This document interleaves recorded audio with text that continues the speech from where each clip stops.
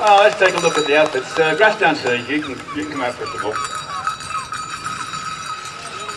This is one of my daughters. Tidy yourself up, girl. I spun too much. You spun too much. See, that's why us older dancers, we wear lots more beadwork than you, and the beadwork holds the outfit in place so it can't turn. Everything has a purpose, but you see, yours isn't in a belt, is it? Turn out the belt. Yeah. I'll fix it for you. Grass dancing, this style, has changed over the years. Originally, if we go back to the 1800s, grass dancing literally was braids of grass worn at your waist. The storyline goes, and it's a storyline only, that for every scalp that you took, you wore a braid of grass at your waist. It's fiction. In reality, the braids of grass were there to represent the prairie grass swaying in the wind. Over the years, of course, you couldn't do that because the prairie grass got turned into hay and foodstuffs for animals. And besides, there was an easy way of doing things. It was called chainette fringe. Ika-san, can you bring me my own grass dance outfit?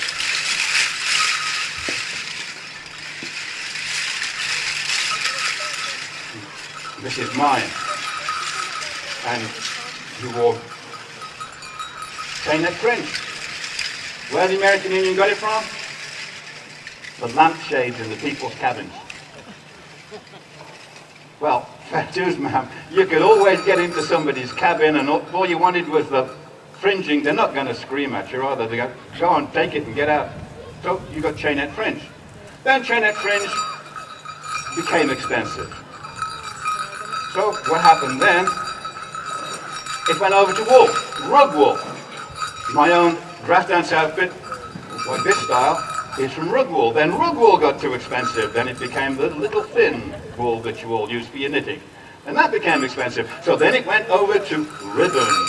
Guess what? Ribbon is now expensive. So the style now, which is outdated, is old clothes cut into strips to represent ribbon.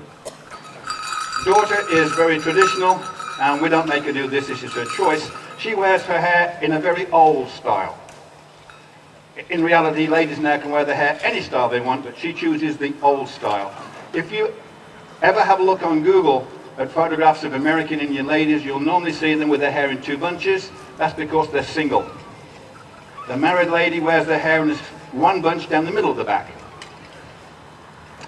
In the same way, these are eagle feathers. She is not permitted to wear these eagle feathers. These are mature eagles, older eagles. She's only permitted to wear young eagle feathers. And she can't wear it anywhere she wants. I can wear these anywhere I want on my head. She can only wear hers there or there, because that's her wedding ring.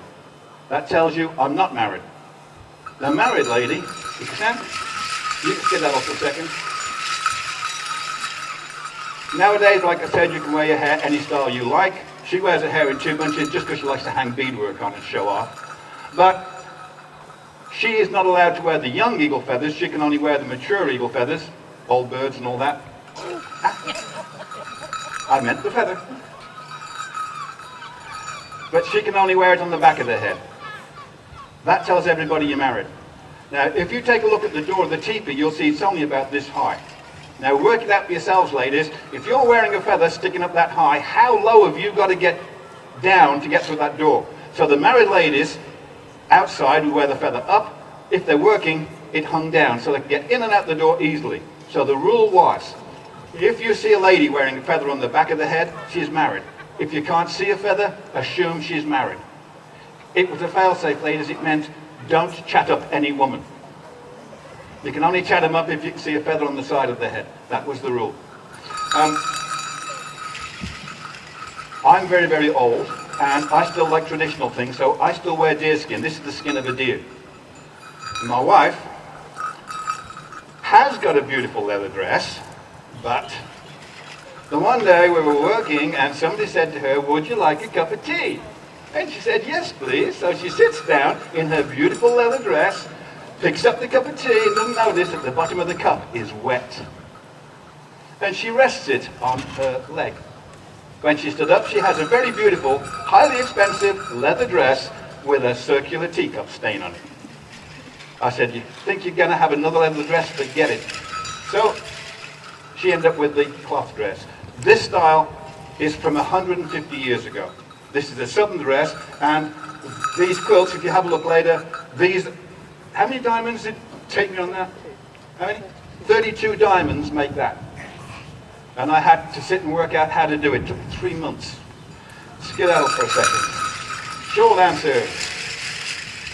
This is older. Don't look at me like that. This is older daughter. This is the stroppy one. Also the perfect one. Okay, hold your shoulder out. As you can see, satin and silk. And that's because the girls these days say, we don't want expensive clothes, we want clothes that we can wear, we can sit down in, we can have a cup of tea in, and it can go in the washing machine. So the styles have changed only because of ease of use and everything else. In the old days, you would only wear your dance outfits perhaps twice or 3 times a year. Nowadays, we wear something like 3 to 4 months of the year. Big, big difference. Okay, skedaddle.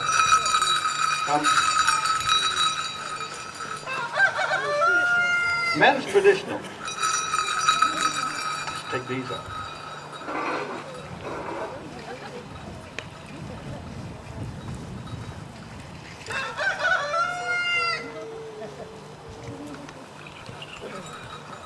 This is known as a bustle. I'm going to show you how the men dance. This is called a bustle. It does not go on your head. It goes on your back. We never used to have an alphabet. There was no ABC or anything like that. So anything we wanted to remember, we had to record it either in paint or in beadwork. That design on there, the man that gave me my very first beads was a reenactor. And he was dressed in a great big hat with a buckle on it. A pair of shoes had great big buckles on them. A huge belt here with a buckle, a sash with a buckle. And so, in order I wouldn't forget him, there's the belt and there's the buckle. So I'll always remember the man. I can't remember his name, but I remember he wore the buckles. But this is a history of a battle. If you count each individual long eagle feather, it'll tell you how many men died. I was stupid when I got him because on some there was horsehair and I thought it looked messy, so I took it off.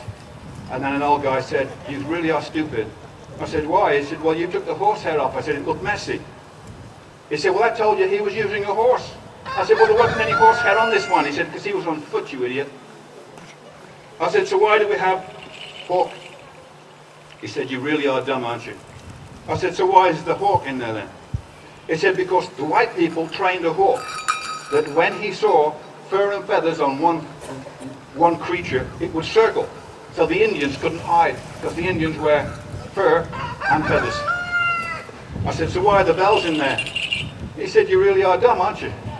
I said, "So why are the bells in there then?" He said, "That's because they tied them onto the hawk's legs, so that when he went down to where the fighting was, they could get their bird back, they could hear the bells." We do know the age of this. This horse was killed in 1860. These are wolf legs. This is an arrow case. This is a missionary's crucifix. The blue, that tells you who they were fighting that day. That was their uniforms. These badly damaged feathers, they went in the hair. We use modern cuts these days because we have to do fast costume changes.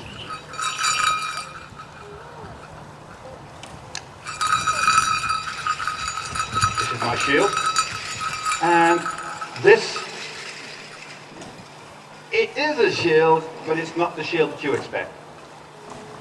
It's not that strong. It's spiritual. This is something that Harry Potter would use. That's the skin of a horse. Again, he died in 1860. Most of our clothes down here are from the 1860s. He died in 1860. That's his outside, that's his inside. There are two small loops on the back. Your arm goes through one, you hold the other. And you show everybody what protects you. That's the horse. He gets you to the battle quickly, gets you home quickly. These are eagle feathers. He flies so high, he must get close to God. The one thing you want in a battle is a friend that's close to God. But there's one longer loop. And in a battle, your head goes through that, and this sits upon your back. This protects your back, and you protect your front. If you think about it, how could I use a bow with that in my hand? Couldn't do it. This is my dance stick. I didn't make this. It belonged to a friend of mine, one of my dancers. His name was Mark, and he had a headache the one day. He always danced with this. Never danced without it. He made it look like a horse. He even gave it hooves. And one day he said, I've got a headache. So he went to the doctors, but the surgery was closed. So he went to the hospital, said, I've got a really, really bad headache. They said, you've got a migraine. Have a painkiller, go home, don't waste our time. He died that night. I won't dance without it.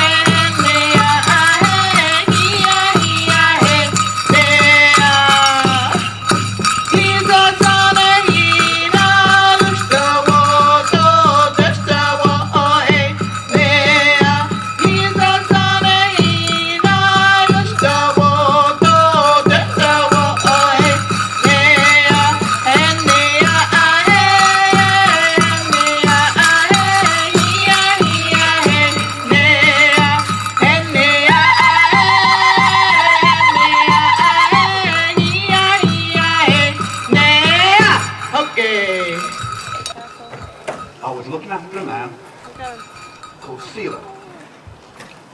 He was very important, and he was a medicine man.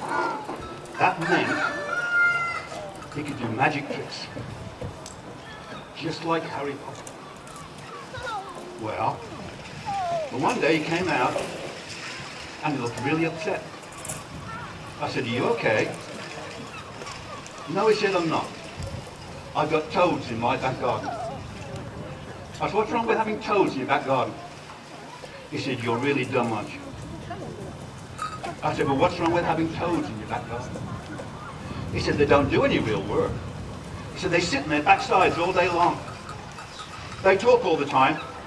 They never say anything interesting, and nobody ever listens to a single word they say. Because all they ever say is, ribbit, ribbit, ribbit, ribbit, ribbit, ribbit. And he walked away. I thought, what was that all about? 2 weeks later, he looked really annoyed again. He was really annoyed. I said, are you okay, Silo? He said, no, I'm not. I said, why, what's wrong? He said, I said, no, about the toads. He said, they've got kids. I said, what's wrong with toads having kids? He said, you're really dumb, aren't you? I said, so what's wrong with toads having kids? He said they're like their parents. They don't do any real work. They sit in the backsides all day long. They talk all the time, never say anything interesting.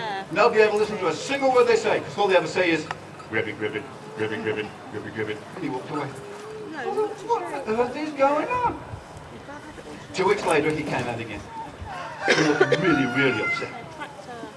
I said, are you okay? He said, no, I said, I know about the toads and the kids. He said, they've got grandkids. I said, what's wrong with toads having grandkids, for goodness? He said, are you really dumb? I said, so what's wrong with toads having grandkids? He said, they're just like their parents. They don't do any real work. They sit in their backsides all day long, just like Granny. They talk all the time, never say anything interesting, and nobody ever listens to a single word they say, because all they ever say is, ribbit, ribbit, ribbit, ribbit, ribbit, ribbit. But, he said, I fixed them. Now remember, he was like Harry Potter, he could do magic. I said, whoa, what do you mean, CeeLo? He said, as a punishment for annoying me, I have put a curse on all American toads. From this day onwards, whenever an American toad dies, it will come back to life as a punishment in England as a school teacher. And because school teachers in England were toads in a previous life, they will continue to spend their days in a traditional manner, sitting on their backsides all day long, doing no real work at all, talking all the time, never saying anything interesting, and as a result, their class will never listen to a single word their teacher says. Now, when you go back to school in September, you must respect your teacher, because you now know, and you'll smile when you see your teacher, that she was once a toad in a previous life. Think about that and grin. When your teacher calls your name in morning registration, don't say yes, miss, say ribbit, ribbit, ribbit, ribbit, and she will love you forever. See, so now you've worn clothes, you've had a story. This young lady this morning, you tried on a dress, didn't you? And a hat, and helped put a teepee up.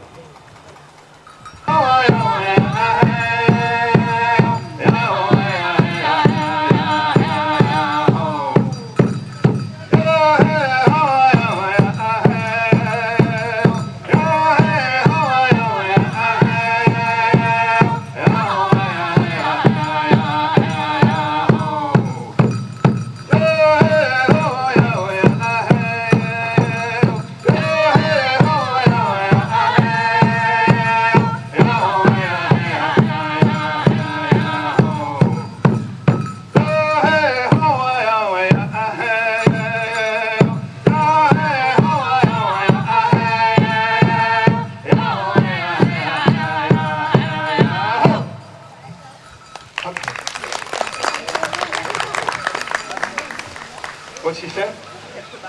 She kept her balance. How those steps change. Each dancer has their own style. Grass dancer, get out there a second. Show us one of those steps that's unique to you. Go on, give her a beat.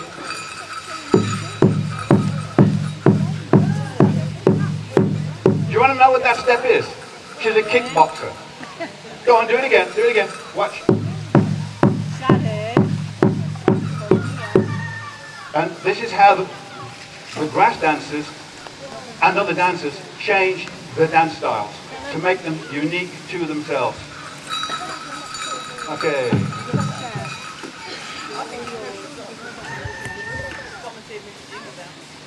Jingle dance. Traditionally, well, then I'm referring to a specific period of time, 1890s, and onwards. If a boy wanted to go out with a girl, he couldn't just go up to her and say, you want to go out with me tonight? Couldn't do that. Had to go to your dad.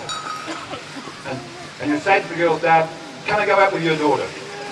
And he would say, well, if you want me to ask my daughter, you must give me a gift. And so he'd hand over a horse. And he'd say to the daughter, would you like to go out with him? And she'd say, no. And the dad would say, she doesn't want to go out with you, but thank you for the horse. Then the girl, this lady, would smile at another guy. She does it all the time. He thinks she wants to go out with him. So he goes to her dad. I'd like to go out with your daughter. The dad says, okay, we'll give you another horse. He goes to the girl and says, do you want to go out with him? She says, no. He says, thank you for the horse. He would add to the list horses, also teepees, furniture, clothing, beadwork, all manner of things that his daughter would appreciate when she's married. Because on the day that she meets somebody that she wants to marry, all the gifts that the father has ever received are handed over to the daughter.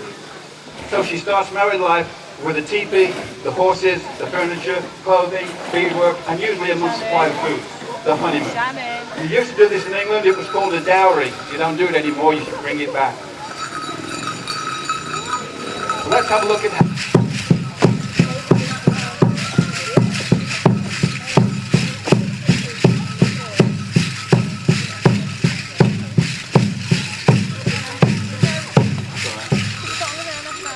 that's how they used to dance. But this is what they did for.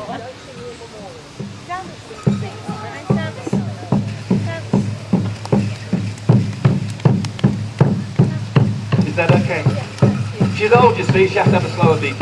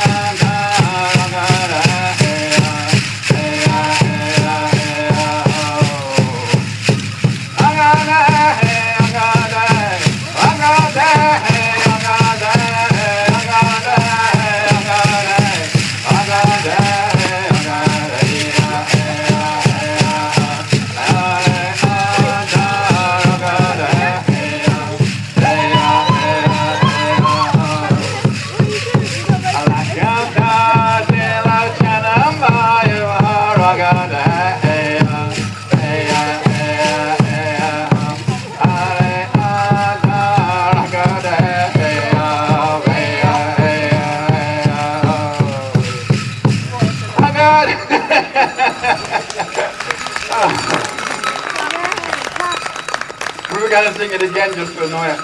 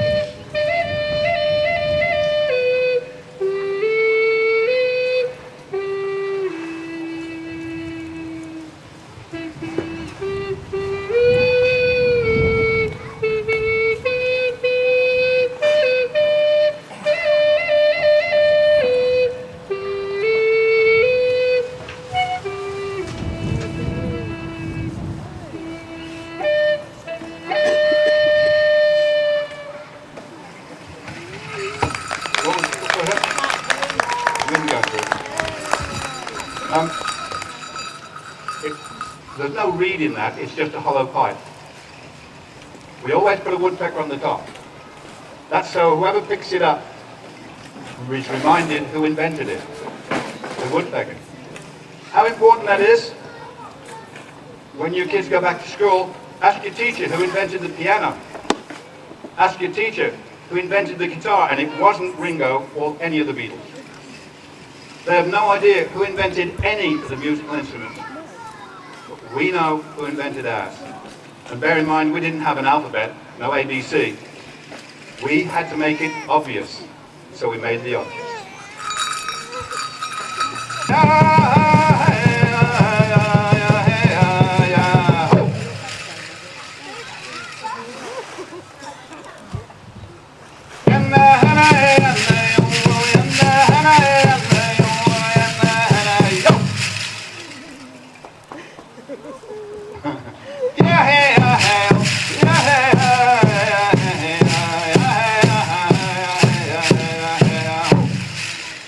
Carefully, cassette.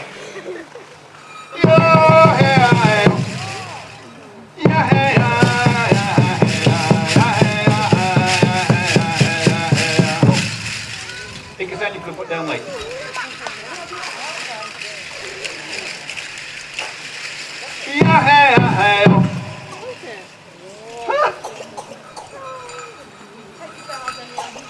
Come. We often get asked how we put these teepees up. So what we're going to do in the second show, we're going to take that one down. So you can see how they come down, and obviously that makes it how they go up as well in reverse. So to do that, this is not a wigwam, this is a teepee, and we haven't completely erected this one because what we should have is another skin inside it. There's this skin that you can see, and there would normally be a second one inside, about this high. Imagine that with the top half chopped off and removed. That's what we'd normally have inside. And what would happen, the wind comes underneath the outside of the teepee, hits the inside one, and it's turned upwards, comes out through a large hole at the top, and that sucks all your smoke out for you.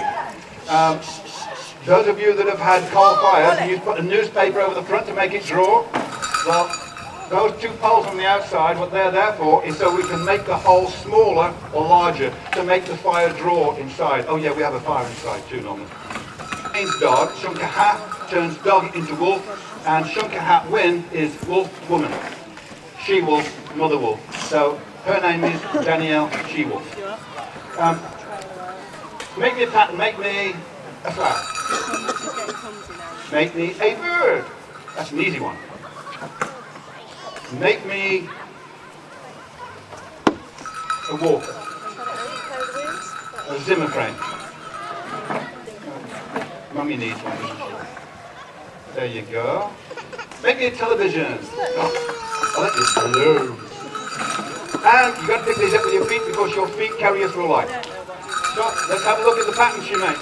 These, matter of fact, are mostly her brother's patterns.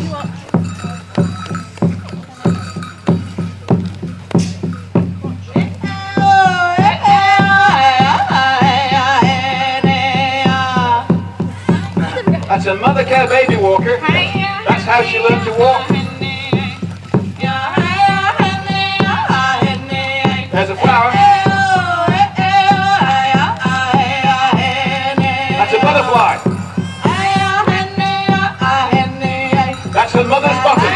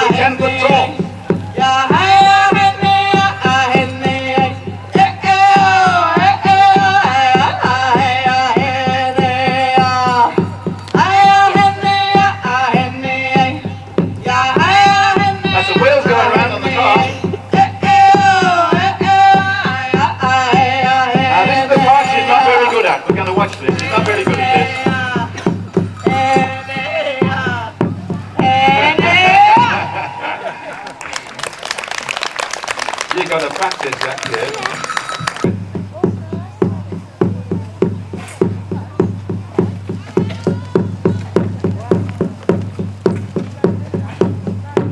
We're all good dancers, kids.